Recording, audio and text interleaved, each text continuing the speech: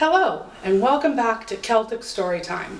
The next story I'm going to share is a myth out of Wales. It is the myth of Lleu Llaw Gyffess.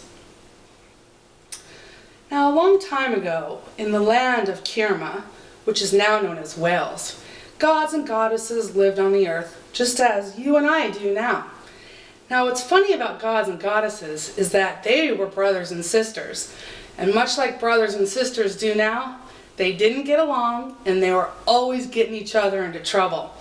And that's where we come and we meet Gwydion, who is a trickster god, and his sister Arionrhod. Gwydion had just gotten Arionrhod in a lot of trouble because she had two sons that she didn't even know she was going to have.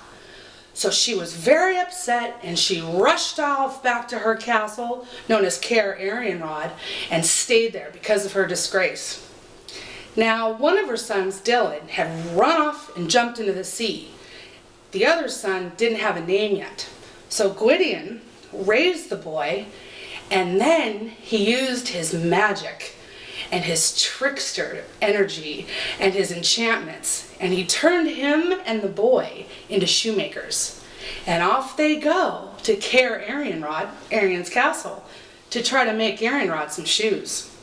So they're making their shoes, and they're making their shoes. And as the boy is making shoes for Arionrhod, he sees a little bird, a little wren flying across. And he takes a shoe and he flings it. And he hits the wren falls to the ground. And Arionrhod, she was amazed. She said, "Well, aren't you a fair-haired boy with a skilled hand? If I were to name you, I would name you Lleu Llaw Gyffess." And with that, Gwydion transformed them from shoemakers back to who they were. "Ha ha ha!" exclaimed Gwydion. "You have named your son!" Well, Arionrhod was mad. "Ugh. Well, that may be so, but I swear a destiny on this young boy. He will never have arms. He will never have weapons unless I give them to him, and I never will." And with that, Gwydion and Lleu, they walk off. Now, as Lleu is getting raised by Gwydion, he's getting bigger. Time for him to have arms and become a warrior. So again, Gwydion the trickster uses his enchantments and his magic, and he transforms himself and Lleu into bards, into great storytellers. And they go to Arionrhod's castle, and they tell stories, and they tell myths and tales of all the ages. And Arionrhod laughs. She's having such a good time. She invites them to spend the night. Well, now, Gwydion, he uses more enchantments, and he tricks that the whole battalion of ships are coming to attack Arionrhod's castle.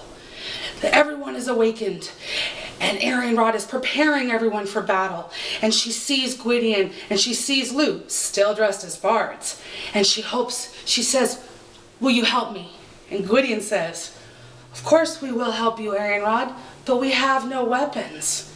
So the next thing you know, Arionrhod picks up a sword, gives it to Lleu, and Lleu stands firmly armed with a sword. And with that, Gwydion transforms himself and Lleu back to who they are. "Ha ha ha! You have given your son arms." Oh, Arionrhod is so mad at her brother. "Well, that may be so, but I swear a destiny on this young man. He will never marry a woman of any race on this earth that is here presently, and I will not help at all." And with that, Gwydion and Lleu walk off, and Gwydion tries to think, now how am I going to find this young man a wife? And he again resorts to his magic and his enchantments. He decides to take flowers. He takes the flower of an oak, the flower of a broom, the flower of meadowsweet, and he mixes them together, and he's conjuring the most beautiful maiden that's ever going to be seen on the earth. And the next thing you know, from these flowers, the most beautiful maiden ever seen on the earth, is shown. And he names her Blood-a-Weeth. And he takes her hand, and he takes Lleu's hand, and they are married. Now, the tales of Gwydion and Lleu and Arionrhod and Blood-a-Weeth, they don't end here.